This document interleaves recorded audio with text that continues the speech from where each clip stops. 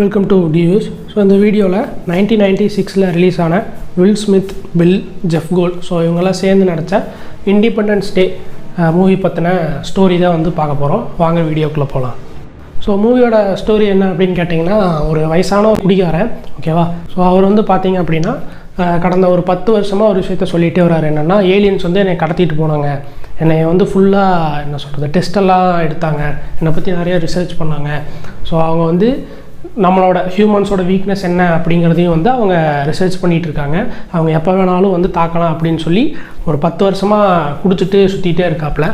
But சுற்றி இருக்கவங்க யாருமே வந்து அவங்க நம்மளை ஏன்னா இவன் ஏதோ பைத்தியக்காரன் வளரிட்டு இருக்கான் அப்படின்னு சொல்லி எல்லாமே நினச்சிட்ருக்காங்க. பட் ஒரு வேளை அவன் சொன்னது உண்மையாக ஆச்சு அப்படின்னா என்ன ஆகும்? ஸோ அதுதான் வந்து இதோட ஸ்டோரி. ஸோ ஒரு நாள் விண்வெளியிலிருந்து ஒரு விஷயம் வந்து எர்த்தை நோக்கி வருது, ஓகேவா. ஸோ அதனால் வந்து பார்த்திங்கன்னா வேர்ல்டே வந்து ஒரு மாதிரி ஒரு அலர்ட் லெவலுக்கு போயிடுது. அது எர்த்துக்குள்ளே என்ட்ரு ஆகிடுச்சு. அது பார்த்திங்கன்னா ஒரு கைண்ட் ஆஃப் ஸ்பேஸ்ஷிப் மாதிரி தான் இருக்கும். ஸோ அவங்க வந்து பார்த்திங்க அப்படின்னா அந்த ஸ்பேஸ்ஷிப் கூட கம்யூனிகேட் பண்ண ட்ரை பண்ணுறாங்க.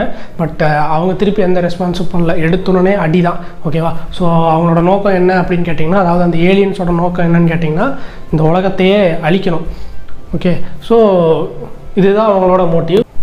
ஸோ இந்த மூவியில் வந்து ஒருத்தர் தான் ஹீரோ அப்படின்னு சொல்லி குறிப்பிட்டு நம்மளால் சொல்லவே முடியாது, ஓகேவா. ஸோ இதில் வந்து 3 இம்பார்ட்டன்ட் ரோல் வந்து பண்ணியிருக்காங்க. ஒருத்தர் வந்து பார்த்திங்க அப்படின்னா ஏர்ஃபோர்ஸ் பைலட்டாக இருக்கார், இன்னொருத்தர் வந்து பார்த்திங்கன்னா சேட்டலைட் டெக்னீஷியன், இன்னொருத்தர் வந்து அமெரிக்கன் பிரசிடென்ட், ஓகேவா. ஸோ இவங்க 3 பேருமே ஒரு இம்பார்ட்டண்ட்டான கேரக்டர் ப்ளே பண்ணுறாங்க.